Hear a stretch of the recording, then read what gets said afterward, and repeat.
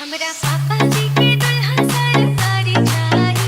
हमरा पापा जी के दुल्हा सरकारी चाही। फिर तो 20 लाख रुपया एगो गाड़ी चाही। फिर तो 20 लाख रुपया एगो गाड़ी चाही।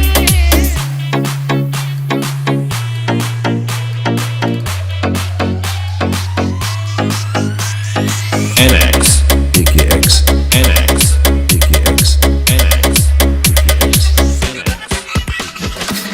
अपने बड़ाई काहे अपना से फेंका तारा। तिरछी नजरिया से हमरा के देखा तारा। जब से कइले बानी हम सचवाई, तब से अगुवन के लागल बात के नाई। तारी मम्मी के पतो संस्कारी चाही, संस्कारी चाही। हमरा पापा जी के दुल्हा सरकारी चाही। हमरा पापा जी के दुल्हा सरकारी चाही। फिर तो 20 लाख रुपया एगो गाड़ी चाही। फिर तो 20 लाख रुपया एगो गाड़ी चाही।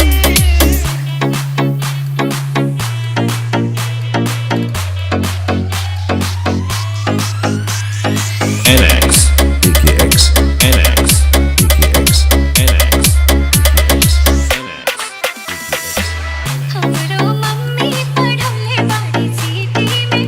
बहुते पैसा लागल बा यूनिवर्सिटी में। छोरा तिलक के देगा बंद खर्चा हो। ऐसन रात बारात हो चर्चा हो।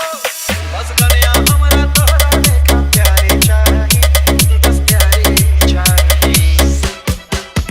हमरा पापा जी के दुल्हा सरकारी चाही। हमरा पापा जी के दुल्हा सरकारी चाही। ना मनबू का चलो नया ऑफर सुनो। नाही 20 लाख रुपया नाही गाड़ी चाही।